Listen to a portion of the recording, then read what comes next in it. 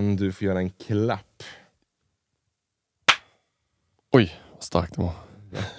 Reverb där bak. Reverbet också.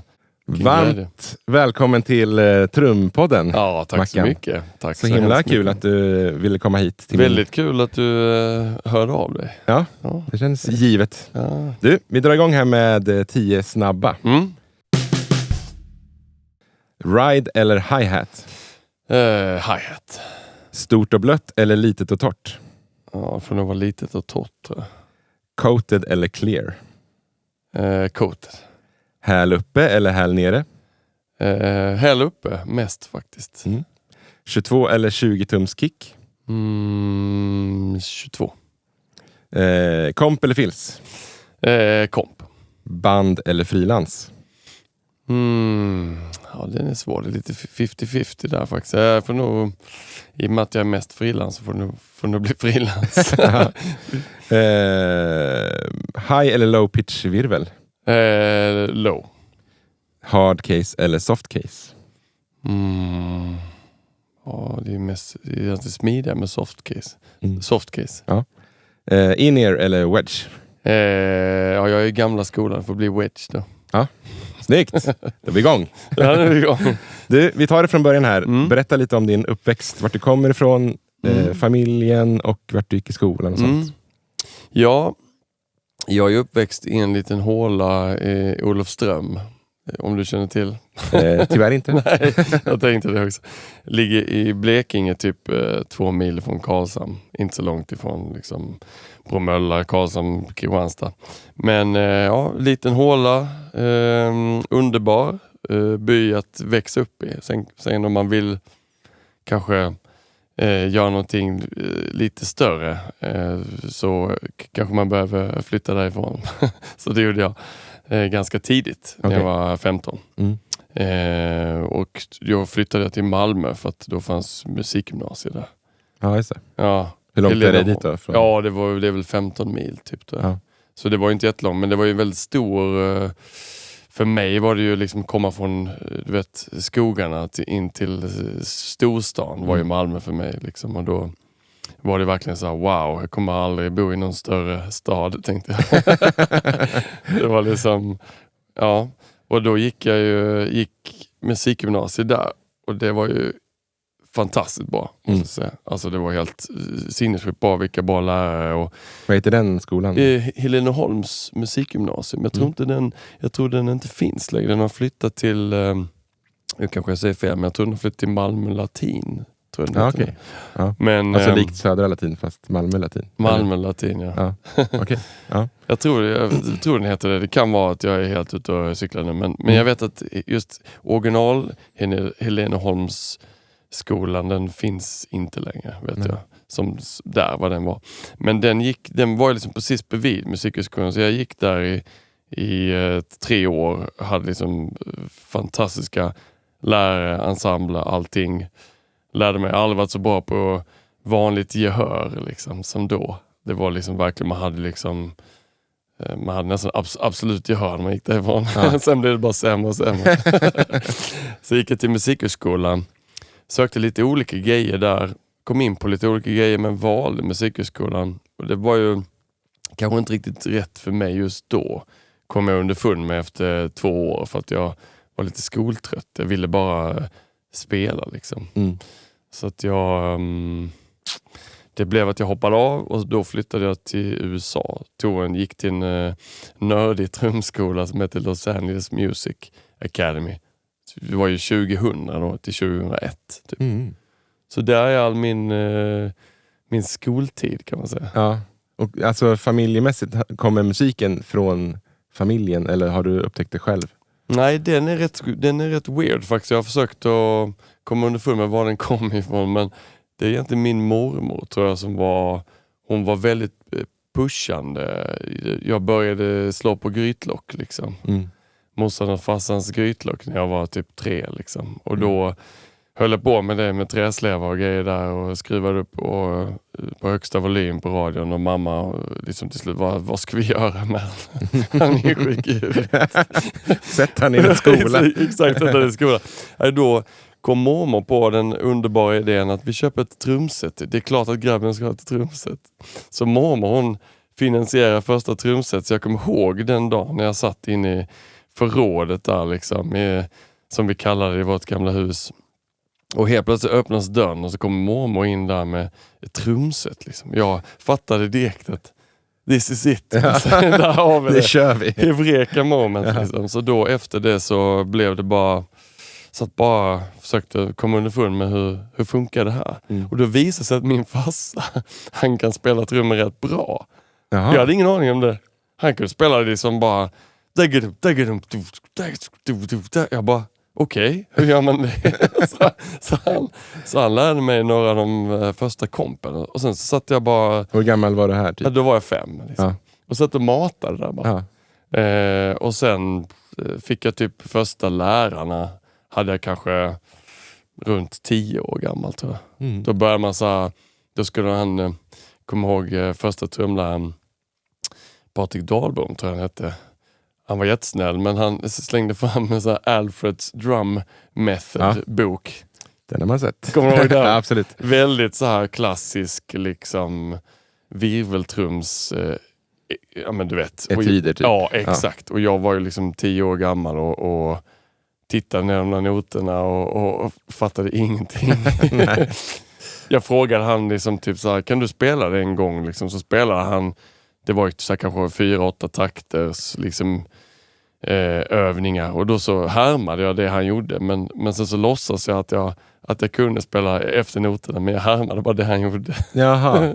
Så egentligen, jag fattade inte vad som stod i noten. Nej. Jag kommer bara ihåg övning 1, övning 2, övning 3. Ja, just det. Så det är ganska mycket gehörsbaserad musiker. Väldigt mycket. Många av oss är ändå. Exakt, väldigt mycket skulle jag säga. Noterna kom långt senare. Liksom. När man kände att man var tvungen att lära sig någonting för att liksom, hålla någon typ av, om jag ska vara frilans kan det vara bra att kunna det. Liksom. Ja. Men har du några syskon? Ja, 2 äldre systrar som, den äldsta jobbar ju lite med musik fortfarande. Hon sjunger, har ett litet band och lite sådär. Mellersta syran har aldrig riktigt hållit på med musik. Hon spelar lite saxofon men hon tyckte det var så tråkigt som bet av de här rörbladen. Oj, det gick sönder. Kan tyvärr inte spela Nej, idag. kan tyvärr inte spela. Så att hon var inte så intresserad. Men så de är så lite musikaliska också kan man nog säga faktiskt. Ja. Men där när du började då vid 10-årsåldern fick du alltså så började ta lektioner, så hade du någon förebild redan då? Så trumförebild? Ja, alltså utan att jag visste det så hade jag ju det. Jag kunde inte namnet på dem då, men ofta satt jag och spelade till farsans skiva för han var så lite DJ. Okay. Fast DJ på den tiden var att han var DJ på den lokala liksom fritidsklubben hette det. Så han hade ju jättemycket Beatles. Ja. Så Beatles är det som jag lyssnade på mest i min ungdom. Och sen blev det så här Traveling Wilburys och sånt där. Så det visade sig då att det är mycket Ringo Starr. Väldigt mycket Jim Keltner utan att jag visste att det var dem. Och sen blev det så här, du vet... evolverade till Led Zeppelin och Guns N' Roses och ja, du vet, Nirvana... och så vidare och så vidare. Sen när jag blev lite äldre, kanske runt 15-16, då lärde jag känna så här, Steve Gadd och Jeff Porcaro och alla de där liksom. Men innan dess visste jag inte riktigt vad de hette, men så jag tror jag är väldigt mycket influerad av så här bandtrummisar. Ja. Skulle jag nog säga. Ringo Starr är en sån bandtrummis. Liksom. Verkligen. Eller hur? Verkligen. Men kollade du då i bookleten typ för att fatta vilka det var? Ja. Exakt. Jag fattar liksom inte vem är det här? Och så tänkte är det ett riktigt namn? Liksom. Ringo Starr. Är det trummärke eller? Ja, är det trummärke? Det lät som en så. Ja. Exakt som en sån Star Classic. Liksom. Okay. Men vad sa vi nu? Du pluggade gymnasiet i Malmö och sen direkt till USA? Direkt till Musikhögskolan. Så jag var 18 i 2 år. Den var egentligen 4 år, men jag var så skoltrött så jag blev en dropout. Så jag hoppade av och sökte in. Det var ju inte svårt att söka in till den här skolan i LA, utan det handlade egentligen bara om att betala. Okej. Så att- Det var det någon audition? Ja, man gjorde en audition fast den var liksom på håll. Den var liksom, de skickade över här för mig någon typ av spelprov som var typ 20 olika grejer. Och då skulle du göra det för någon av lärarna på musikhögskolan. Så jag tror jag gjorde det för Anders eller gjorde det för Lennart Grustedt, jag kommer inte ihåg. Det var någon av dem i alla fall. Jag gjorde det här, och det var inga svåra grejer. Det var ju spela ett swing-komp liksom. Spela en shuffle. Spela ett rakt rockkomp. Alltså, så var det typ. Det var mer bara betala. Och så komma in. Lite amerikansk. Dyrt? Eller? Det var rätt så dyrt. Alltså, jag kommer ihåg att det var CSN-berättigat. Så att jag fick ta liksom CSN-lån. Sen hjälpte mina föräldrar mig. Men då var också dollarn som högst. Okay. Dollarn har typ aldrig varit så hög som när jag flyttade dit. När man säger 0001 typ? Det var 0001, exakt 0001. Det var helt sjukt. En dollar var så här 14 kronor. Det var så typiskt. Dålig timing. Det var världens sämsta timing. Och så liksom då som trummis komma dit till verkligen den här enorma storstan, och jag bara fattade ju ingenting. Vad gör jag här liksom? Och så hade man lärare då som liksom var såna monster som man bara hört talas om och bara, men jag tror också det var bra att jag var så ung, för att jag var liksom inte, jag var ju starstruck, men jag var liksom, jag fattade inte. Det känns som det var en dröm, så jag tog bara in allting och hade bara time of my life. Ja. Shit, vad nice. För jag läste någonstans, det var där då antagligen du hade de här, alltså Joe Porcaro och John Robinson. Exakt. Var det att den skolan hade massa liksom lärare som du kunde välja, eller var det? Nej, då hade det? Ja, exakt. Det funkar så. De hade liksom olika dagar. Som hade till exempel måndagar började man började varje dag med vad hette det, sight reading, eller det hette något sånt där. Då satt man i en aula. Och så bara den som heter Mike Packer som slängde upp så lite nördigt en diabild, eller vad fan hette på den tiden? Ja, just det. Projektor. Ja, Projektor en slide liksom på. Exakt, en slide. Och så spelade han igenom då en virvelstycke eller vad det nu var för någonting, som var kanske 2 minuter långt efter någon metronom han satt på. Sen så satt man där och så övade man på det liksom ihop, och så gick han igenom hela den här grejen och så gjorde man det. Så började varje dag. Sen måndagen då hade till exempel så här jazz drums, då hade vi Joe Porcaro i det, och så hade man kanske han 2-3 gånger i veckan, och då hade de hyrt in för oss, vi var kanske 30 i min klass tror jag, 30 trummisar, och då hade de hyrt in en grym kontrabasist, grym jazzare då liksom, och en pianist eller gitarrist, och så fick man gå upp och lira med dem om man ville. Så hade de alltid 2 låtar varje gång. Han visade lite så här. Det var det ofta en som var lite mer upptempo, lite mer avancerad. Någon som var mer liksom old school. Ding, ding, ding, vet så. Så var det en dag, och sen hade man... Och då fick man liksom, alltså när man spelade så fick man då lite inputs då? Ja, så fick man inputs efter liksom. Och då var det ofta så här, efter någon har varit uppe och spelat så sa Joe vad han tyckte, och så fick musikerna säga vad de tyckte om han, och så fick någon räcka upp handen och säga liksom. Och kändes den viben liksom kärleksfull, eller var det så här pressig stämning? Ja, det kändes väldigt kärleksfullt faktiskt. Det var ingen liksom sån, det var ingen bullig stämning alls faktiskt. Men sen var det såklart, det var ju väldigt gränsöverskridande för mig i alla fall, som kom ifrån så här svenska förhållanden där man kanske inte riktigt tar för sig så mycket. I början så räckte man aldrig upp handen, du vet. Nej. De frågade alltid, vem vill komma upp och spela? Det var ju alltid amerikanerna. Handen var ju uppe innan man ens vet. Själv hade man inte, man bara, nej men inte ska väl jag, nej men inte ska väl. Men sen typ så här, 3:e lektionen så var man så här, nu slängde man ju upp handen, och då var det bara upp och mosa på. Så det var ju grymt. Och så här, annan dag hade man då studio drumming med John Robinson. Då kom han in och kom alltid sin Porsche som stod JR på. Kom han in med sån här attachéväska liksom. Klunk upp där och så bara, all right you guys, liksom upp med såna vedträn, så 2B. Och så brände han av något beat, och så berättade han varför det är viktigt att typ kunna spela riktigt bra komp. Och that's it typ. Och hur man mickar lite så här. Ja, det var mer klinikformat.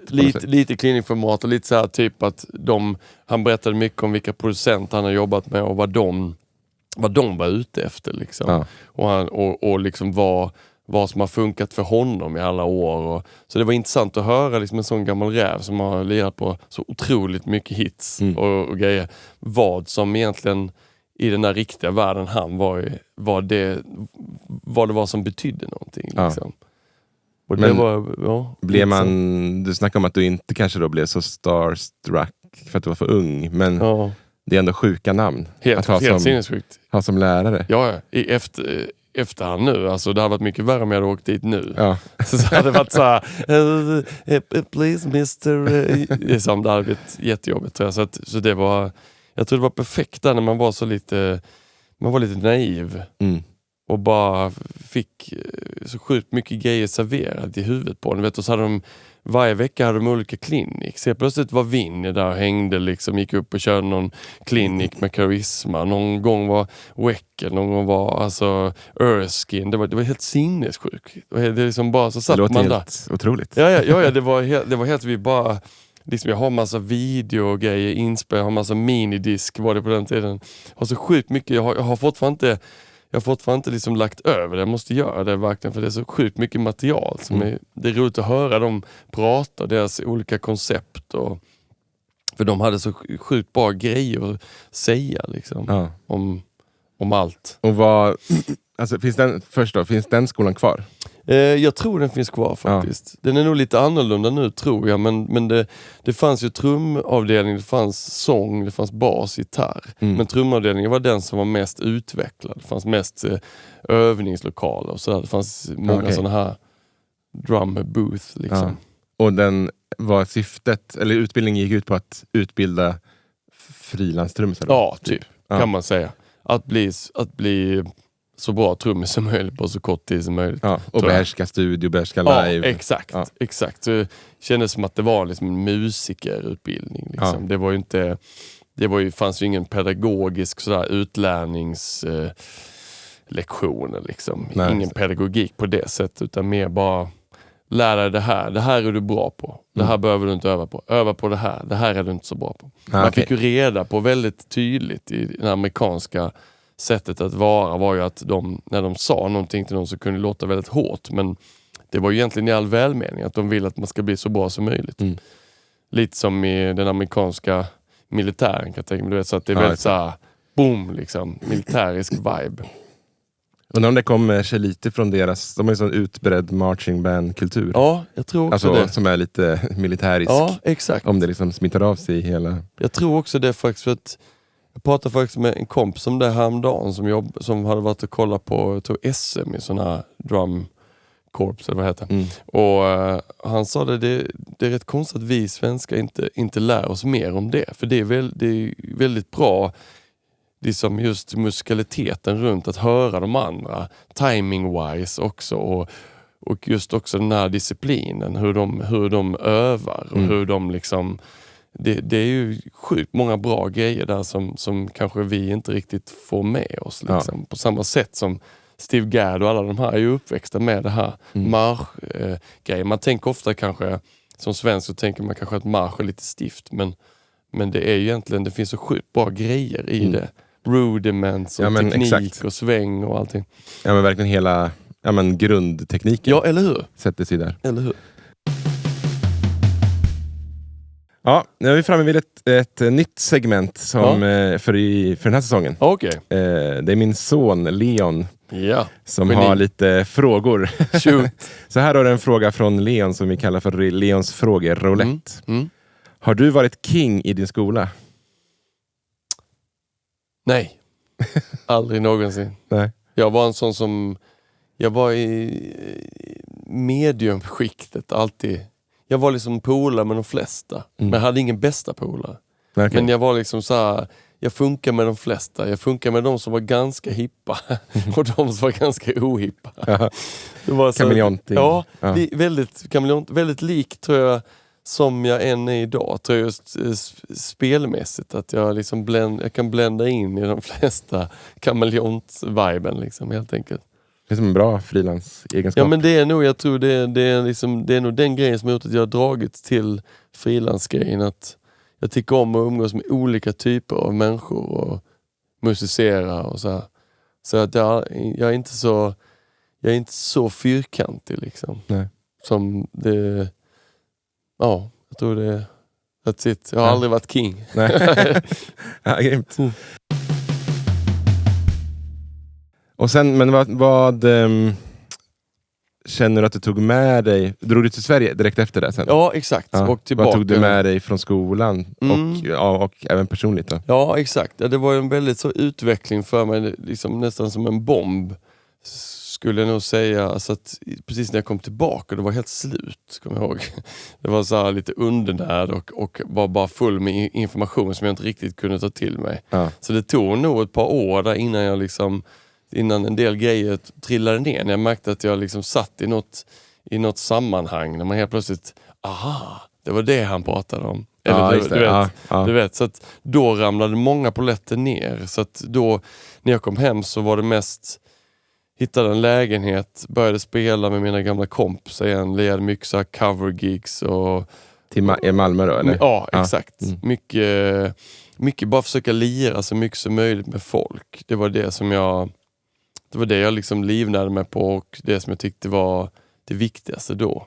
På något sätt. Och så gjorde jag bara det i 2, 3, 4 år tror jag. Sen tror jag flyttade till... Nej, det var nog senare. Jag flyttade till Köpenhamn tror jag. Det ska vi inte gå in på nu. Senare. Men var det någon form av frilansande som tog fart där då? Ja, det började ta lite fart där. Det jag gjorde egentligen var bara att jag sa bara ja till alla gigs. Jag försökte spela så mycket som möjligt bara.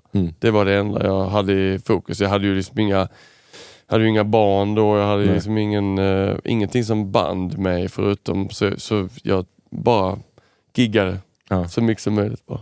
Och var det redan då, alltså det här Måns-gänget, alltså de kompisarna? Nej, det var senare. Det var runt 2010 tror jag. Ja. Det var runt då vi började liksom spela mycket ihop. För ni hade ju något bra bandnamn väl? Eller ja, vi hette en massa olika grejer. Vi hette ju Zapanone ett tag. Väldigt konstigt. Kommer från Baloo liksom. Ja, just det. Sen hette vi väl The Agreement. Ja, det känns ju exakt. The Agreement. Det var lite... Ja, men det är en överenskommelse där om brotherhood på något sätt. Ja. Som kanske rann ut lite i sanden sen. Men för det går ni way back på något sätt? Ja, vi går ju absolut. Alltså en del av er? Ja, absolut. Jag och Peter Simny där och Alexander Holmgren. Vi går ju verkligen way back. Alltså vi lärde ju känna varandra på Musikhögskolan. Det var ju 98? Ja. 2000 där. Så det är ju verkligen way back. Det är ju liksom 25-26 år. Så att vi har ju känt varandra. Och sen så kom det till... Ja, vi hade Robin Svensson var med ett tag. Keyboard. Och sen försvann han. Han började jobba med Mamma Mia. Han var kapello där och gjort 4000 gig. Eller många har gjort, Robin, jag vet inte. Nej, men du vet. Och så kom Landegren. Andreas Landegren blev kapello. Jag var kapello där också ett tag, kom ihåg, i någon övergångsperiod efter Robin. Jag vet inte riktigt varför, men sen kom Landegren och sen Backman på Gura. Jocke Backman. Som väl bor i Örebro? Exakt. Ja, som jag är ifrån Örebro. Ja, du är från Örebro, ja. Just det. Men var det tanken då att ni... När startade ni det bandet? Så att säga? Ja, men det var väl runt 2010 skulle jag nog säga. Ja. Och var tanken då att ni... Så här, vi har ett band och sen jobbar vi med olika artister typ? Ja, det kom först faktiskt senare. Då tänkte vi i de banorna att vi kanske skulle bli mer som ett kompband åt flera. Men det blev ju egentligen bara att vi var Måns liksom kugghjul kan man säga. Ja. Vi gjorde så mycket grejer runt omkring också. Vi hade liksom samma intressen, hela bandet och Måns. Vi spelade mycket tennis och de var ute och sprang dagarna i ända, du vet. Det var ju liksom, 2 mil om dagen och sånt. Jag håller inte på med sånt. Ja, Alex är helt otrolig på det. Helt otrolig. Ja. Han sprang ju 650 mil förra året. 650 mil, jag har sprungit 1 mil i mitt liv. Ja. På riktigt, 1 mil. Ja. Men så att vi har ju liksom gjort otroligt mycket roliga saker ihop och just nu är det on hold så vi får se vad framtiden ger. Ja. Du, nu har vi kommit fram till Phil-tombolan. Ja, det här är ju intressant. Du kommer få höra 5... Livrädd. Ja, det ska det vara. Sjukt svåra grejer. Du kommer få höra 5 stycken Phils. All right. Och då vill jag bara, så gott du kan, att du tar vilken låt det kommer ifrån. Och du ska ha att det är ganska klurigt. Alltså, okay, så att du känner inte stress. Okay. Men 5 stycken kommer du få. Vi börjar här då. Oj, vänta. Oj. Ja, det är ju Jump. Snyggt. Van Halen. Den var ganska lätt. Ja, den var lite enkel. Ja. Då ska vi se. Vi tar vi det här då.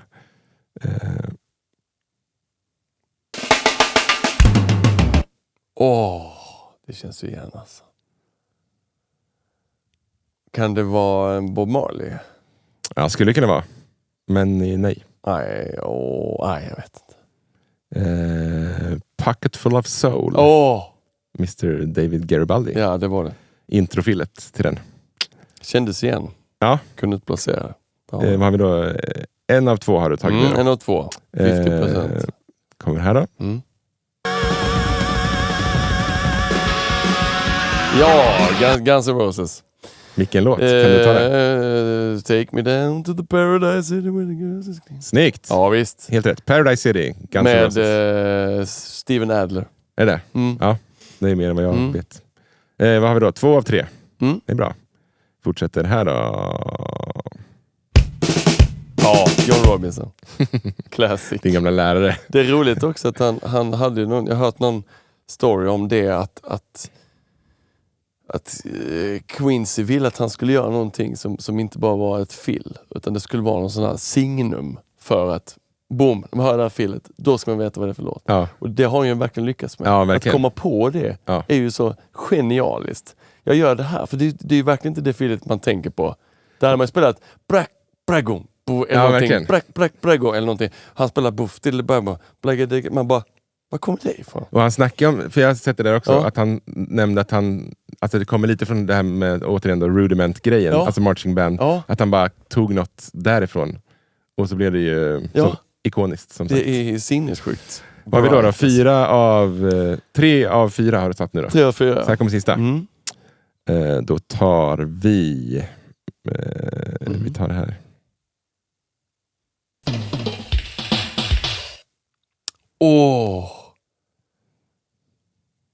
Vad det känns igen. Det är typ så Top Gun liksom. Det är typ den där. Det är ju...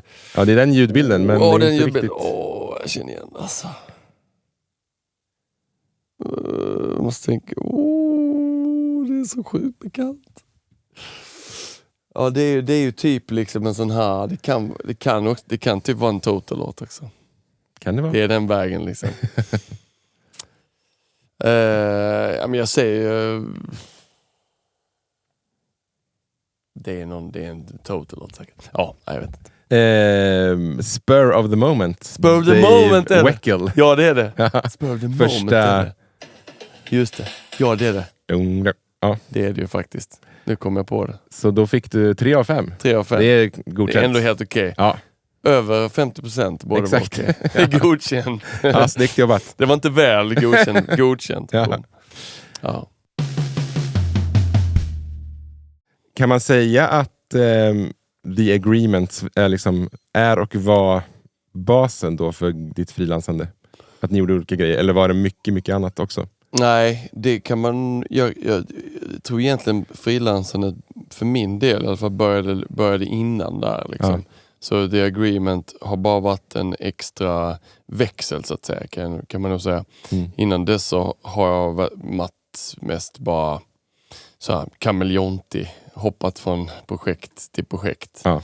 Och men typisk frilans skulle jag nog säga, att just det där att det kom ifrån att jag tog alla gig som fanns, så många jag kunde back in the day, och sen och byggde upp någon typ av nätverk där tror jag, och sen har lyckats att folk har velat ha mig på olika saker, vilket man är väldigt glad för. För man har ju ingen aning. Det kanske en dag kanske det aldrig är så. Ja, nej, precis. Man vet ju inte. Det är liksom tjusningen och det jobbiga med den här branschen. Skräcken också. Ja. Liksom att, nu var det kanske sista giget. Exakt. Jag har ingen aning. Men när tog du steget? Men när flyttade du till Stockholm? Ja, det var ju faktiskt lite intressant, för att jag flyttade till Köpenhamn först. Bodde där 7 år. Ja. Och det var för att jag hittade kärleken där, och sen gick det inte så jättebra där efter x antal år just med kärleken, men så bodde jag kvar där ett tag.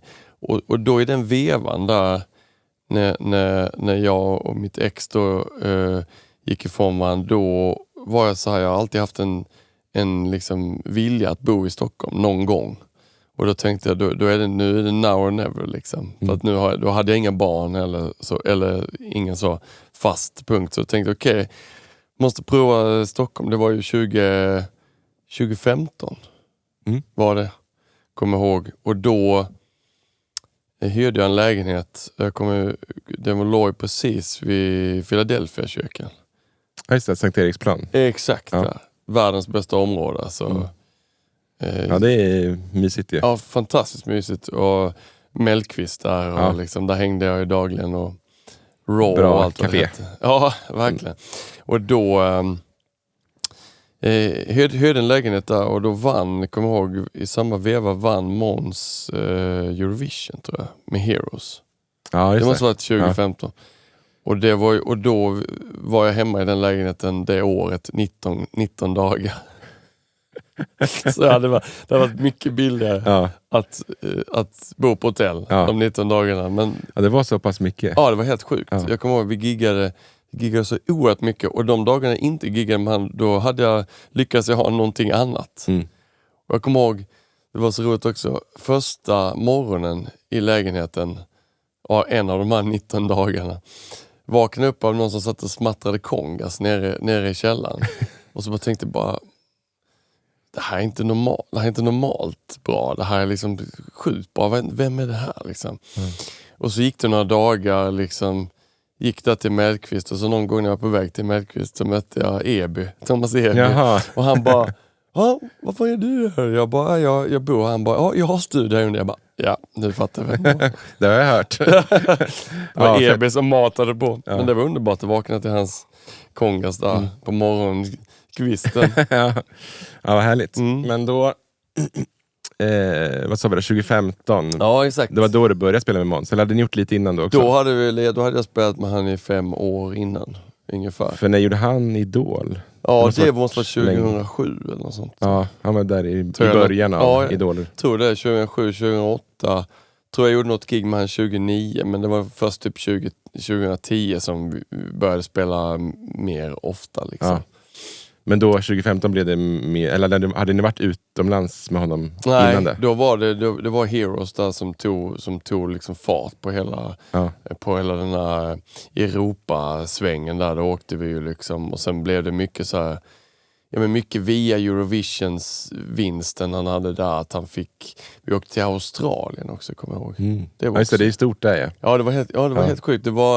Jag kommer inte ihåg om han hette Guy eller något sånt som vann. Det var någon rätt funkig låt från Australien.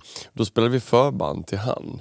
Och det var liksom jättestort där. Vi åkte liksom på så här, du vet, det var i Melbourne, vi åkte runt så här på Guldkusten där, eller vad det heter liksom. Det var fantastiskt. Det var nice. Ja, det var sjukt nice. Det måste vara kul att göra det också med ett kompisgäng. Ja, vi hade sjukt kul alltså. Och åkte till sådana här surfparadis och drack margaritas och övade dyk i poolen liksom. Gud vad nice.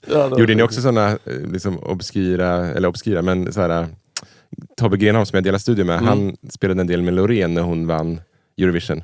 Det och då var det så här, många så här one-off, så här, vi flygs ner till något himla mansion, spelar en låt för liksom någon rik snubbe. Vi gjorde lite sådana grejer också, exakt. Det var inte jättemycket sånt, men det har jag gjort med några andra liksom, artister, det där att man åker ner någonstans, flygs till Sardinien och spelar på en privatfest. Ja, en privatfest. Som man tänker, den här privatfesten kostar som BNP. Alltså, för här finns det pengar. Ja, det är helt sjukt. Liksom. Det blir... jag kommer från en helt annan värld, men det där blir liksom helt sinnessjukt. Att folk lägger så otroliga pengar på en fest. Det är såklart kul att ha en fest, men... Ja, nej, men det blir en sån annan skala på något sätt. Ja, det är en helt annan... Ja. Men, och sen efter det så spelade ni ganska mycket, va? Ja, sen levde vi mycket...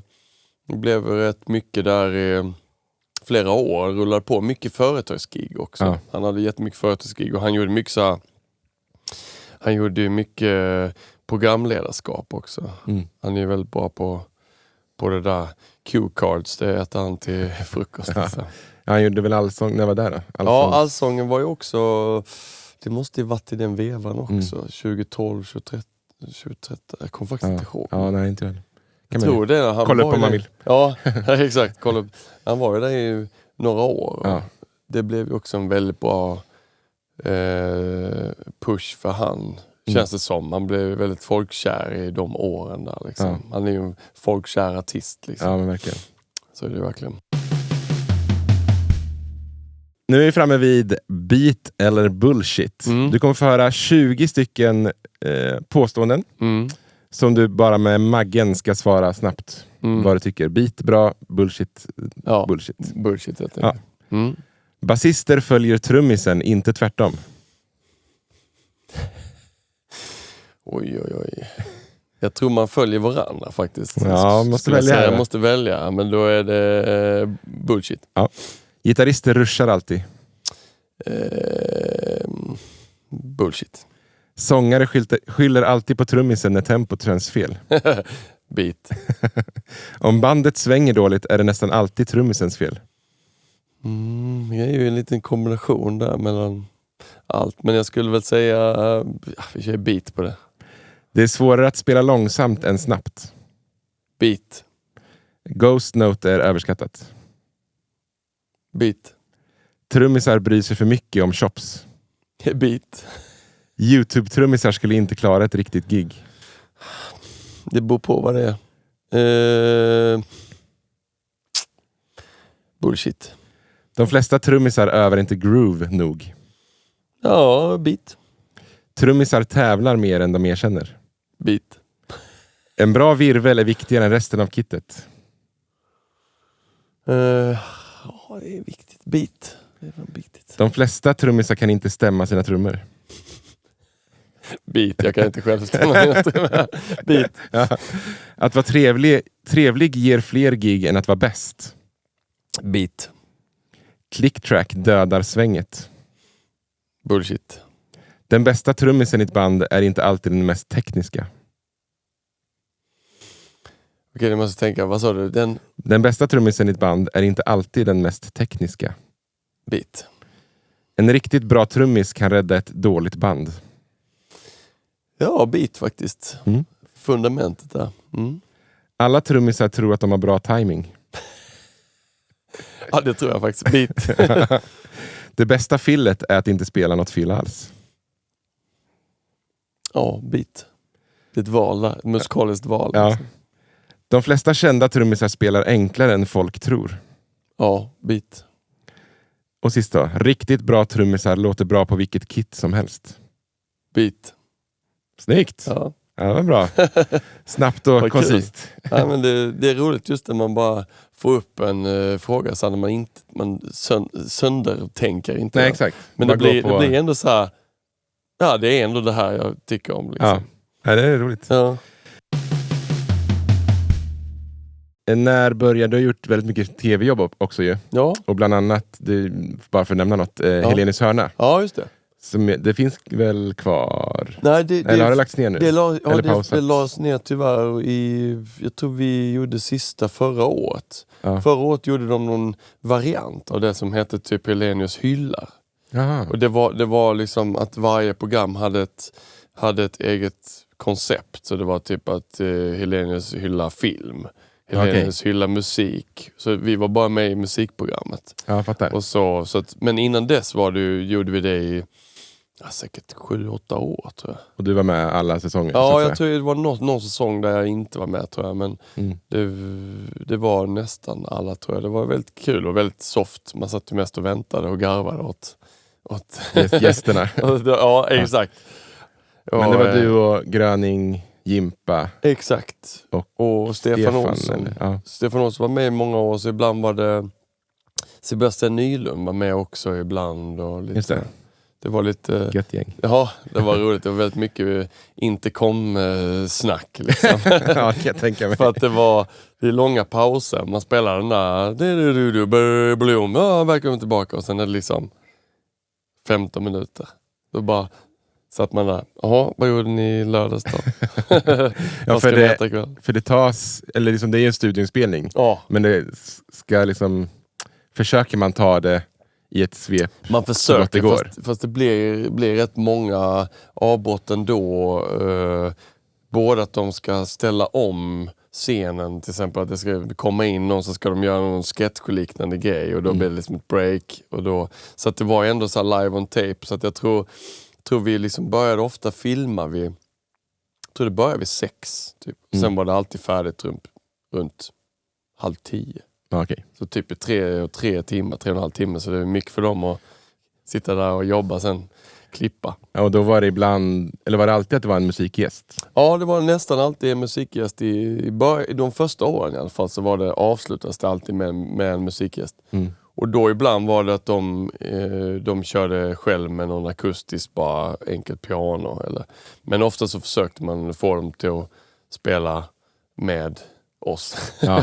För det blir lite roligare. Det blir lite roligare för oss också, att vi inte bara sitter där och lära och spela jinglar, men det är ändå så, det är lite waste att ha ett helt band och bara spela ja, men lite så. Ja. Men var det mycket förberedelsetid inför en inspelning, eller var det, alltså jinglarna hade ni, så de behövde inte repa på, utan det var repa till artisten? Ja, det var liksom typ, det fanns en artistlåt ofta, och sen fanns det ofta ett musikaliskt inslag, antingen att David, han skulle sjunga någonting eller göra någon sketch ihop med någon, då var det ofta någon låt. Ja.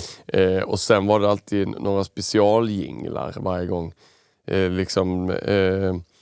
Vignetten var ju alltid samma, och så in- och utbump, som de heter, de här liksom, när man kom in ifrån reklamen och ut till reklamen, de var också samma, men ibland var det en liten specialjingel liksom. Men de var inte så långa, de är 15 sekunder, så de övade vi ofta innan vi kom dit, någon timme innan, och körde igenom dem, och sen var det bra liksom. Så om det verkligen skulle gå helt åt skogen, då hade man ju chansen att ta om det. Ja, just det. Men om det bara var någon liten goof, så då var det, då fick det vara så. Ja. Fick man leva med det. Men gillar du tv-jobb? Ja, men jag tycker det är väldigt liksom, jag tycker det är ett ganska enkelt jobb. Sen är det ju mest påfrestande just på att det är väldigt mycket vänta. Men det har man ju också, jag tycker man har blivit väldigt bra på det. Med alla dessa år av väntan. Ja. Du vet ju själv, man så lite spelare på en turné egentligen versus vänta och resa och allt vad det är. Men förberedelse och sånt där, så att det är väl det att man det är väl det enda som kan vara lite jobbigt ibland. Man får ju kämpa med sig själv att inte bli uttråkad av att sitta och vänta. Och då hittar man på en massa grejer istället. Man skriver långa listor med artister och sjukdomar eller sånt där som vi har kommit på. Vi har världens längsta lista. Vadå? Alltså... Joe streptokocker och liksom allt sånt. Bara du vet, så helt sjuk. Alltså det är helt sinnessjuk lista. Och så går talkback-mickarna i ett. Konstant. Den går liksom, det är helt sjukt. Man skulle göra en podd av bara talkback. Alltså det hade varit, det är Det är nog kanske, mycket man har fått klippa bort. Ja, exakt. Kanske inte funkar i. Nej. Men det är väldigt roligt. Man garvar väldigt mycket. Det är liksom, musiker är ju, som du själv vet, det är ett speciellt, en speciell ras. Ja. Det är väldigt roliga härlig ras. oftast. Ja, härlig ras. Väldigt lösa liksom, i huvudet på ett underbart vis. Det är lite som när man hör till exempel han P3, vad heter han, David Druid. Det är lite den hjärnan är det på de flesta. Tycker jag. Sjukt roligt. Alltså. Men har du gjort någon så här live-tv också? Live-tv, ja det har man väl gjort genom åren så här liksom galor och det är väl ofta som här galorna eller allsång kanske. Kommer inte på riktigt nu. Men det är en annan typ av anspänning tänker jag. Det är ju att sitta och man vet att här nu måste jag leverera. Ja absolut, jag gjorde ju det, kom jag på nu. Jag gjorde ju i Danmark, The Voice. Ja. Fanns här också tror jag. Ja. Vi gjorde lite olika sådana program. Jag gjorde ju typ såhär, X-Factor gjorde jag också ett tag där och lite sådana grejer. Det fanns väl samma här tror jag, men nu är det bara Idol som finns kvar. Ja. Det är samma grej. Exakt. Så det gjorde vi också, då var det ju live allting. Och då hade man bara en chans. Och det är ju, kan ju vara ganska skräckinjagande.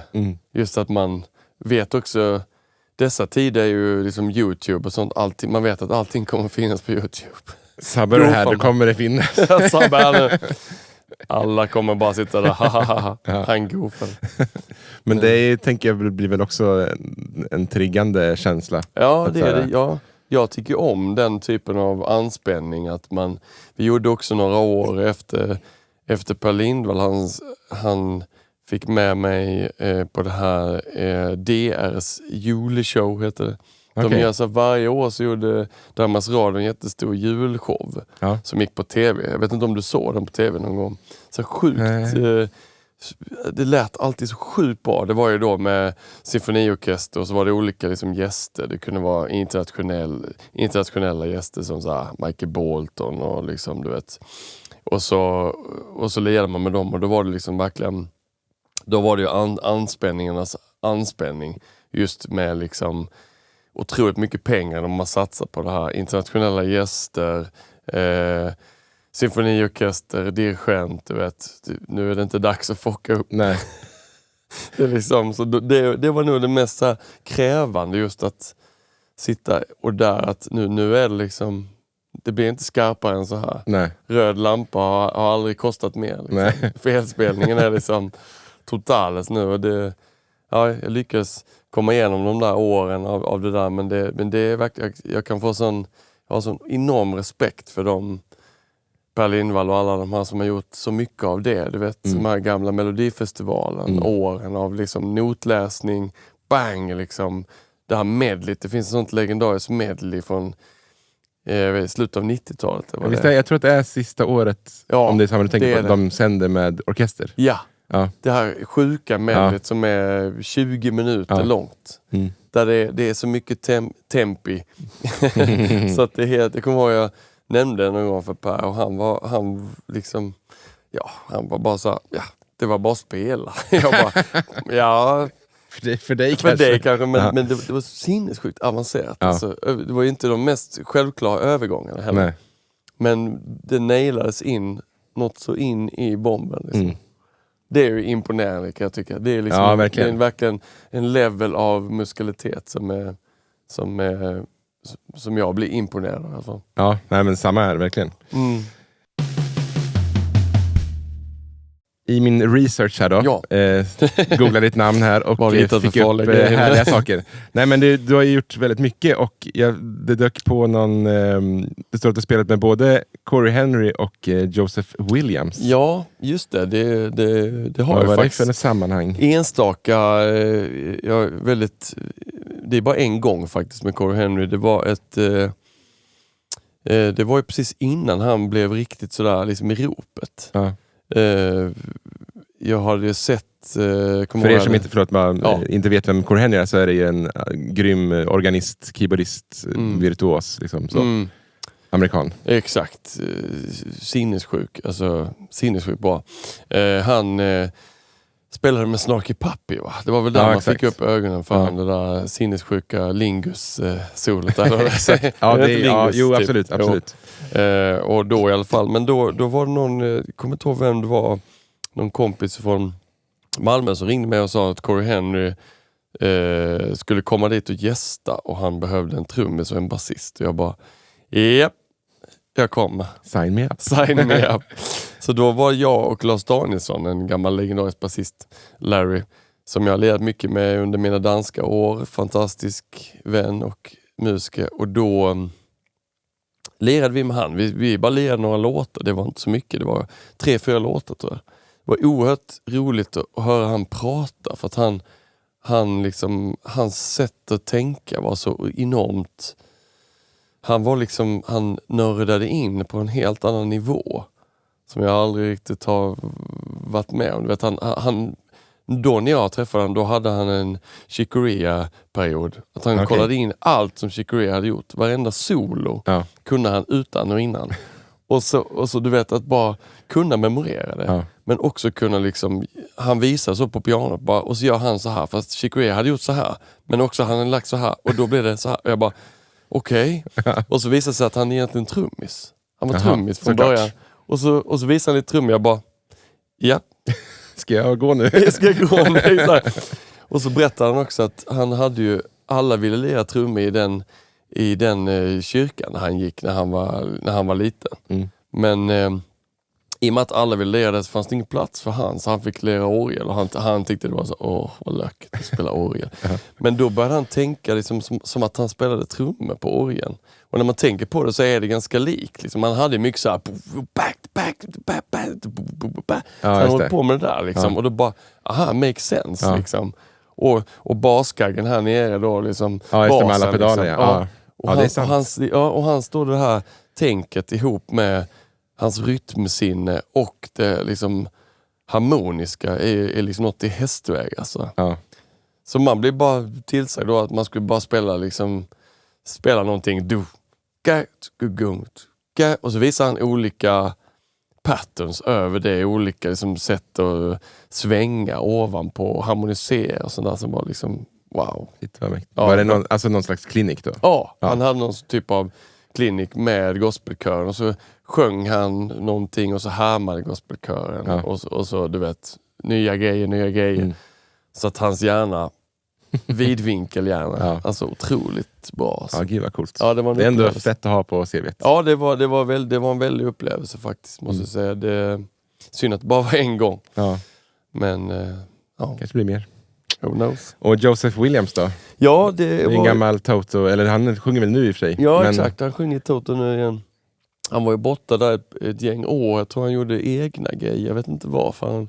De bytte sångare där en herrans massa gånger från alla möjliga, Bobby Kimball och så vidare. Men Joseph Williams är John Williams son, va? Tror jag. Exakt. Ja. Väldigt musikalisk för övrigt. John Williams är en av mina favoriter faktiskt. Ja, samma här. Ja, eller hur? Fantastisk alltså. Men tillbaka till Joseph. Jag har ju faktiskt aldrig träffat Joseph in person, utan det var en kille som gjorde en session med alla sådana gamla legender från Toto. Det var Jeff och det var David Page, keyboardisten, det var Mike Porcaro och det var Steve Porcaro, det var alla dem. Han gjorde liksom en skiva då, eller han gjort massa låtar. Och så var det några låtar som Jeff inte hann lägga på för han skulle vidare till någon annan session. Var det när du bodde i LA? Det här var långt senare. Okay. Eller det här var ju faktiskt, det var innan, menar jag. Det här var ju, han hade gjort, exakt. Jeff dog väl? Exakt, han dog 92. Ja, jag tror det. Ja. Och så att liksom han hade de här tapesen liggandes. Och jag tror jag var 17 eller någonting när han ringde mig. Och han hade fått också så här en konstig grej. Att jag hade en kompis som heter Christian, tror jag, som hade kontakt med honom här uppe i Stockholm. Och då hade Christian tipsat om mig. Och så ringde han mig. Och då sa han, men jag har några låtar som Jeff inte hann lägga trummor på. Vill du lägga trummor på dem? Jag är 17 år gammal. Ja, hur gör vi då? Ja, men du får åka upp hit liksom till Stockholm. Och då var jag 17-18. Så jag tog liksom mina trummor när jag kom upp på typ så här bussen. Åkte upp till busstationen. Helt sjukt. Så var det på den tiden liksom. Det låter verkligen som jag borde, som jag är från 1890-talet. Men det var ju så. Så att jag tog mina flightcase, var det då in där, lastade in på bussen. Kör inte än, jag måste bara ladda in. Och sen så visade det sig att jag behövde ändå inte mina trummor, för att när jag kom till studion så var det en studio som jag tror det var Stefan Olsson, basisten. Absolut. Ja. Och Nicky Wallin. De hade en studio ihop, så då spelade jag på Nickis trummor. Jag vet inte ens om han vet om det. Jag spelade på den trummen. Tack och förlåt. Ja, tack och förlåt. De lät skitbra i alla fall. Så att jag spelade in 2 låtar där, och då var det Josse Williams som sjöng. Men jag träffade inte han in person. Nej, så där men mäktig grej då. Alltså dels att du var 17, dels då vicka för Jeff. Jätterolig grej. Att efter det så kan jag ju säga att jag spelar på samma platta som Jeff, även om jag inte har träffat han. Ja. Kan man höra den finns det på Spotify? Jag tror den finns på Spotify. Radioactive, det är någon som, kommer ihåg, det är någon jättekonstig spacey bild med något öga. Alltså. Okej. Det måste jag kolla in. Ja, kanske jag kan länka här till er som är intresserade. Ja, det är så gammal, jag tror det är så här AOR, ganska slick, lite Toto. Eller väldigt Toto. Det var liksom, jag var inne på det då när jag var 17. 15-17. En grej som jag är lite avundsjuk på, eller en av många då, men jag älskar ju GES. Och du, för det är väl några år sedan då, men du spelade ju med GES när de gjorde en turné här. Vad kan det vara för år typ? Ja, 2021? Ja, exakt. 22 kanske? Jag tror vi gjorde först 2018, tror jag vi gjorde, vi skulle göra typ 3 gig eller något på Borgholms slottsruin. Som blev till 6 gig eller någonting. Jag kommer ihåg. Och sen helt plötsligt så var det bara, fast ska vi inte göra en turné med det här? Och alla bara yes, ja liksom. Och sen blev det då, det var tänkt att den turnén skulle vara typ 2019 eller 2020. Och sen blev det uppskjutet på grund av pandemin. Så jag tror det var 2021 vi började. Ja, för jag såg er på Cirkus i Stockholm. Exakt. Och det var nog där i krokarna. Otrolig bra show. Och du spelade svinbra där, vad kul. Tack så mycket. Hur var det att spela med, har du spelat med dem innan dess? Någonting, eller var det första gången du träffade dem? Ja, exakt. Anledningen där, Orup hade jag spelat med några gånger innan. Och sen hade jag liksom Strömstedt tror jag också någon gång innan, men bara någon enstaka så här. Och så hade jag en dröm om att jag någon gång skulle få spela med Glenmark, för han har varit en av mina så här husgudar liksom. Både som musiker och producentmässigt så här. Jag producerar själv också, så jag tycker det är väldigt roligt att höra hans sätt att tänka. Han har så finurliga vis att tänka liksom. Och då tog faktiskt, jag tror det var Gröning faktiskt som tog med mig, för att det här var typ 2017 tror jag. Då höll Glenmark på att göra 5 nya låtar till en egen grej bara. Och han gjorde bara av sig själv, så här, det var inget liksom tänkt att det skulle åka på turné och sånt där, utan så gjorde vi så här P4 musikplats tror jag det hette. Så spelade vi de låtarna, och då tog Gröning med mig, och då hade jag liksom spelat med Glenmark. Då var det så här, check, mitt liv är komplett. Och sen efter det så blev det att GES, de skulle lira, och då tog Gröning med mig igen. Så jag tror det är Grönings förtjänst att jag fick GES-giget. Och gjorde ni snyggt. Gjorde ni då en typ Sverige-turné på den? Då gjorde vi Sverige-turné, exakt. Och sen gjorde vi den här där vi var på Cirkus där i typ 3 månader vad vi var. Kommer inte ihåg. Ja, det var så det var. Ja, jag tror vi var där i typ 3 månader. En hel höst. Och lite så här middags... Eller var det lite, det var... Jag kommer inte ihåg om det var middag. Det var nog sittande publik tror jag. Men jag kommer inte ihåg om det var... Jo, det var nog bord också. Det var nog lite middagsvibe. Krogshowsvibe var nog. Ja. Tror man kunde köpa liksom både så här middagspaket och show, eller så kunde man bara välja show.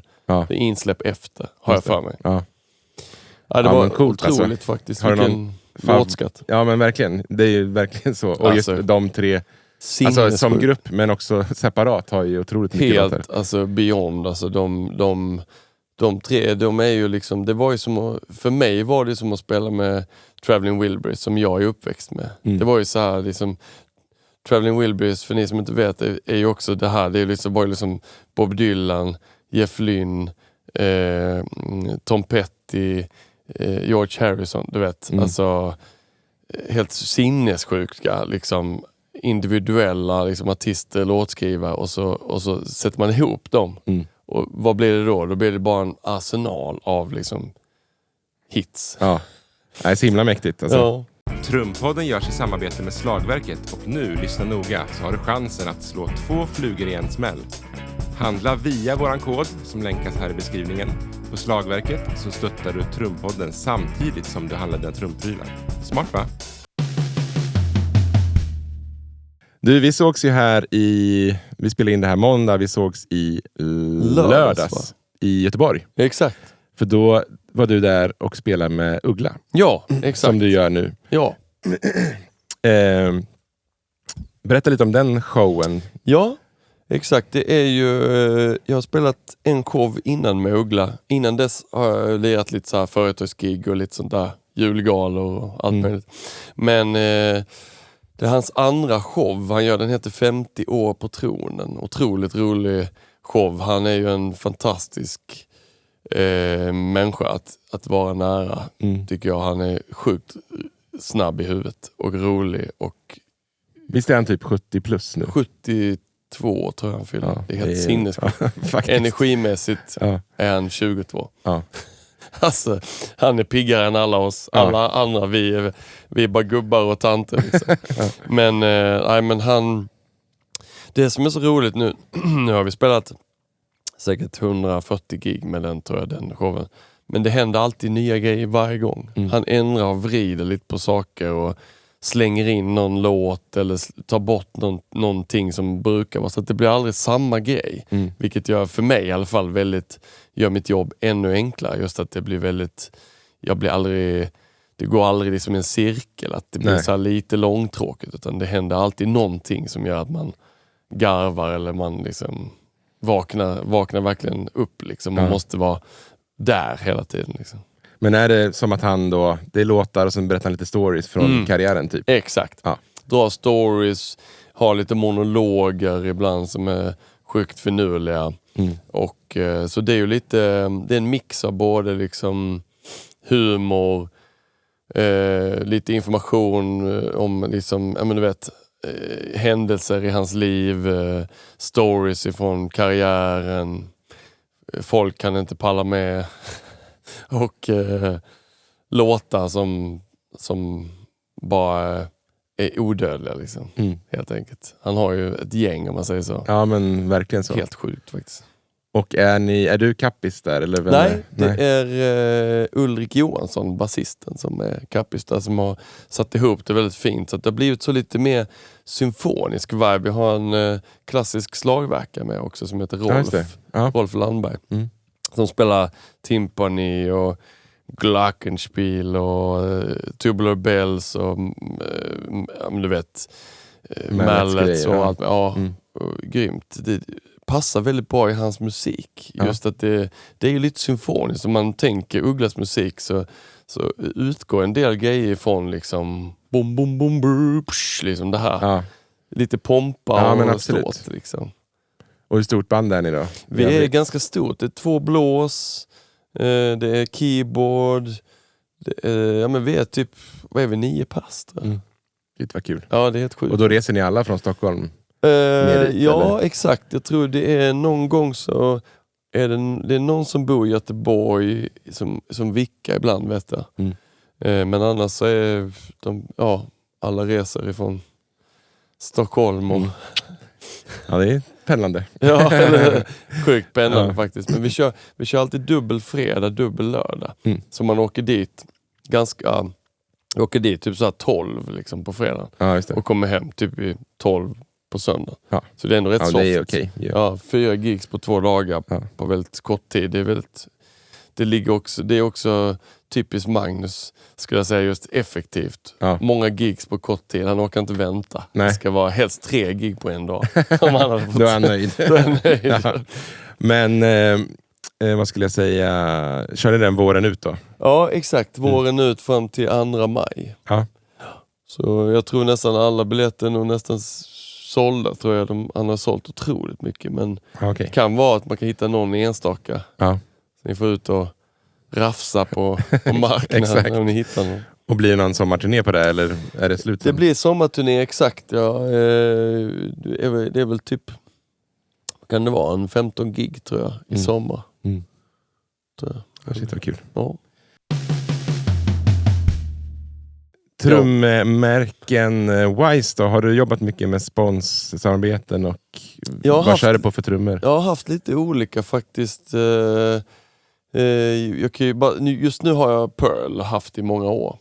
Och Pearl har varit väldigt enkla att ha att göra med, tycker jag. Och de har också samlat alla de har på ett och samma lager i Holland, tror jag det.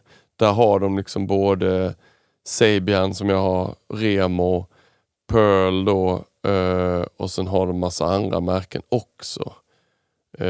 Så att allting är väldigt samlat, enkelt.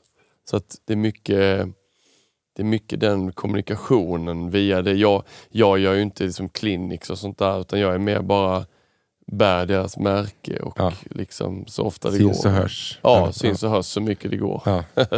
Och hur tog de kontakt med dig i samband med något? Eller gjorde du? Jag tror faktiskt det var Dan som har Vincent. För jag har ju Vincent trumpinnar, som man inte får säga. Exakt, stockar. Ja. Vincent, Dan som kommer inte ihåg vad han heter i efternamn. Nylén, tack. Ja, jag kör också Vincent. Dan, Nylon, exakt. Dan Nylén, förlåt Dan, men i alla fall, han jobbade för Pearl då. Så att det var han som fick in mig där. Och sen slutade han och jobba bara med Vincent, tror jag.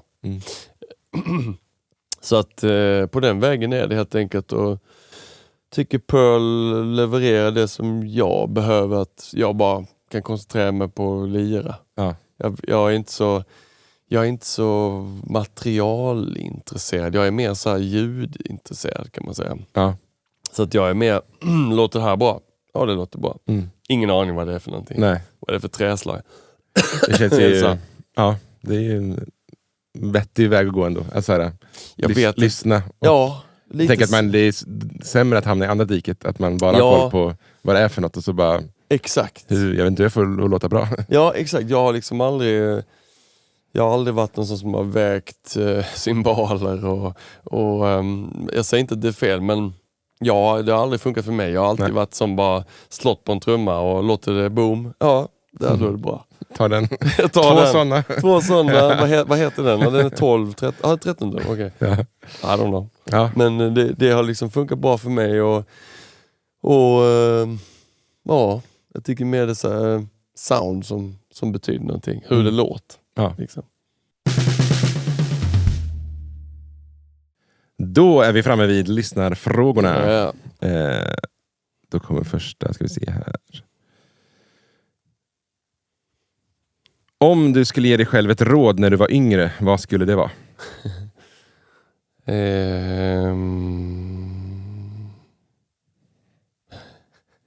Öva mer.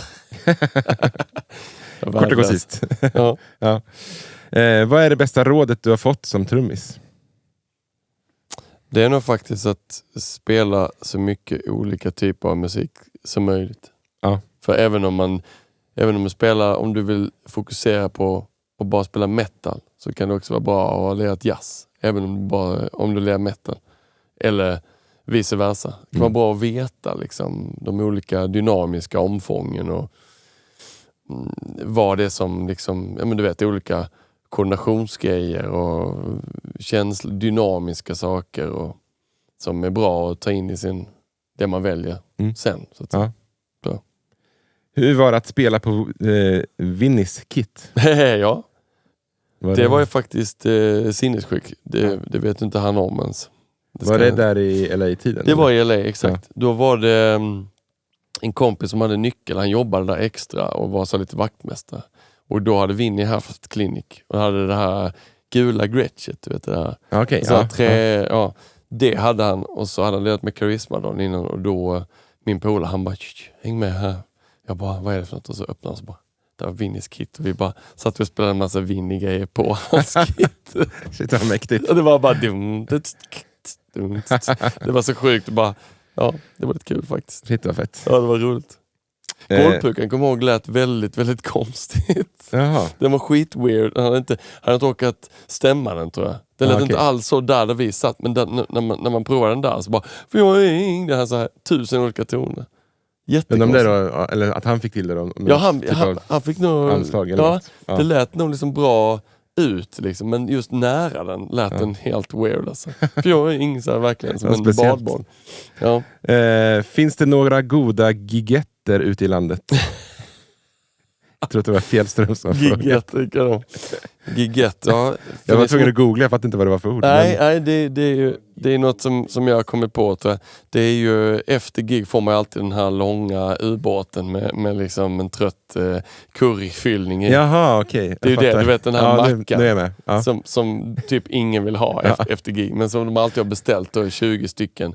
Gigetter kallar jag dem. Det är bra. Det är en baguette efter gig. Så det finns inte så många goda helt enkelt? Nej, det finns inte så många. Jag hoppar gärna över gigetten faktiskt. Ja, roligt. Har du någon kontakt med Måns efter allt som hänt? Inte just nu faktiskt. Vi hördes någon gång i somras. Skickade han något meddelande. Jag gav honom ett litet tips om en kursgård, eller man ska säga, bara vara. Jag vet inte om det var det. Ja. Och då skrev han bara att han tackade för tipset och att han hade varit där. Så det är det senaste jag hörde faktiskt. Så just nu är det on a break. Jag tänker att förr eller senare så kommer vi höras igen. Tänker jag är liksom ingen långsint person. Men ibland är det bra att ha ett break, tror jag, ifrån låta allting lägga sig. Liksom, tror jag. Ja, det är nog smartast i det här fallet. Jag tror det är faktiskt bara för att så kan man börja om. Ja. Och inte låta gammalt skit liksom gro. Nej. Det är inget bra. Nej. Om du inte hade blivit trummis, vad hade du gjort då? Ja, det har vi pratat om innan. Ja. Jag gick ju en snickarutbildning, så att det hade ju helt klart blivit snickare. Jag tycker det är fantastiskt kul. Jag renoverade hela mitt hus då i pandemin där och gick helt amok. Så Shit, vad nice. Men alltså vilken typ av snickare då? Alltså allt möjligt eller renoverings... Ja, alltså nog mer så här renoveringssnickare, tror jag. Just finsnickeri, när det blir för pilligt, då tycker jag inte det är riktigt lika kul. En del är väldigt bra på fin, liksom, när det är verkligen så här små, ner på detaljnivå. Jag är inte riktigt så. Jag är mer liksom bomba upp ett kök eller liksom upp med en platsbyggd hylla. Så här. Det kan liksom sträcka mig till. Bygga en bänk och liksom så här. Men just trummor, det får någon annan göra som har bättre. Jag har inte tålamodet. Men känner du Krickan Ekvall? Enskede snickeri. Nej, jag vet ju vilka de är. Ja. Men vi Micke känner inte varandra så. Häggström jobbar ju lite där. Exakt, jag vet. De har gjort otroligt. Hooks, va? Ja. Det är ju någonting med trummisar och trä. Bygga saker. Jag har hört det så många gånger innan, just att det är någonting, man bygger någonting som ska hålla i framtiden. Det är som att spela en trumpart i en låt. Ja, man bygger en part för att den ska hålla för låten och förhoppningsvis för lång framtid. Liksom. Ja. Det är någonting där. Alltså. Ja, men det är intressant. För det är som sagt, det är många som är träintresserade. Eller hur? Ja. Är du också det? Ja, men absolut. Inte kanske på en sån nivå då, som dig, men jag gillar att hålla på. Eller hur? Liksom. Och framförallt att göra något så här, ja, men hemma eller här. Att man kan liksom... Praktiskt också, att man liksom faktiskt kan bygga någonting själv. Liksom. Det känns ändå så här, känns som det är den här gamla skolan också. Jag är ju den gamla skolan och min farsa är ju en sån som den generationen som min far är.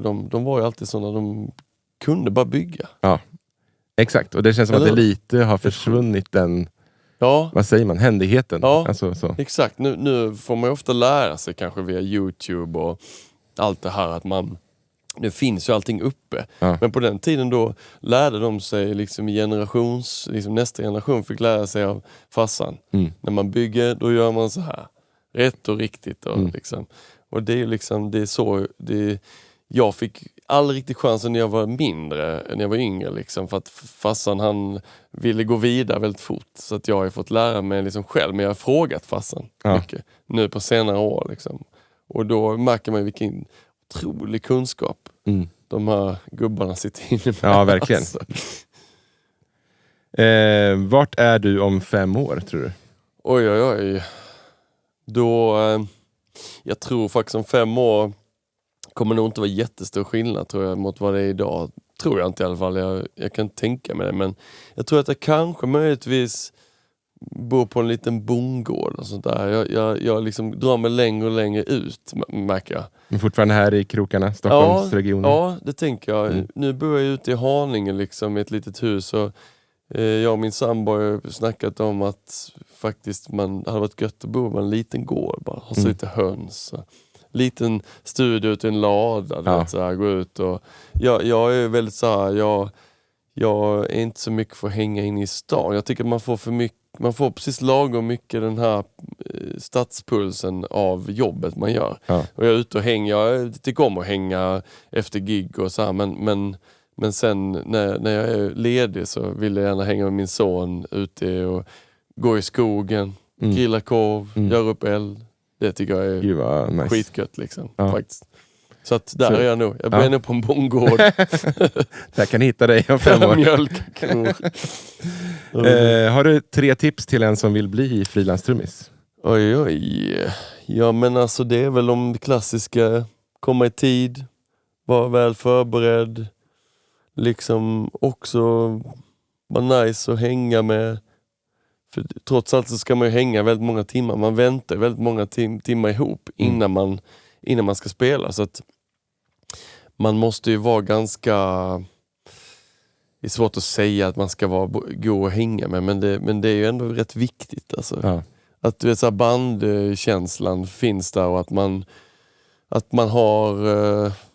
har lite så här genrekoll. Att man har lyssnat på mycket musik, tror jag är väldigt bra. Att man adaptiv, eller man säger adaptable, liksom, att man kan anamma olika typer av genre, kanske kan läsa lite noter också är en fördel, så att man kan komma in i det musikaliska sammanhanget ganska snabbt, för annars kan det bli ett problem om man inte kanske har genrekoll. Ja, just det. Alltså du vet, om det är helt plötsligt ena dagen är det kanske den här genren och sen ena dagen är den här, och ska man vara frilans så måste man på något sätt cover all music. Man kan inte bara spela en grej. Nej. Det blir svårt att vara frilans då. Då kan man vara bandtrummis, tror jag. Man bara vill spela pop, då gör man det. Ja. Men frilans var lite bredare kanske, och lyssna, ta in mycket, tror jag, i grejen. Superbra. Ja. Och till sist här då, vem skulle du vilja höra här i Trumpodden? Ja, jag tänkte faktiskt på det när du nämnde det innan, så tänkte jag på min gamla lärare faktiskt, Rasmus Kihlberg. Ja. Har han varit med? Vi håller på och snackar. Bra. Jag träffade han förra våren i Malmö. Ja, det är faktiskt... Han är otroligt, inte bara otroligt bra musiker, också en riktig sköning, men det var en av min första lärare på gymnasiet. Ja. Cool. Musikgymnasiet när jag var 15. Han var inte så länge för att han giggade så mycket. Alla drog ju och slet i han, obviously, för att han är så bra. Men kom ihåg framförallt de här, när man hörde han spela med Monday Night Big Band. De hade ett big band där. Jesus Christ, alltså det var inte bara den line-upen av alla de som var med i det big bandet, så här Jan Lundgren och liksom, du vet, det var ju alla liksom Wojtek och Ruskträsk och Carl Martin Almqvist, och liksom Jesus Christ, var det, alltså det fruktansvärt bra. Så det kan jag bara, Rasmus Kihlberg, han har jag mycket liksom att tacka för det där cover all music. Han kan liksom spela både beat och swing och allt det där. Ja, verkligen. Jag övade mycket liksom big band och sånt med han. För jag tycker han är en av världens bästa big band trummisar faktiskt. Han har både det där backbeat-grejen och fin snickeriet liksom. Ja, gud vad nice. Ja, men det ska vi nog kunna få till. Ja. Du, stort tack till att du ville komma hit. Fantastiskt kul. Superkul. Kul. Trumpodden görs i samarbete med Slagverket och nu, lyssna noga, så har du chansen att slå 2 flugor i en smäll. Handla via våran kod som länkas här i beskrivningen på Slagverket, så stöttar du Trumpodden samtidigt som du handlar dina trumprylar. Smart va?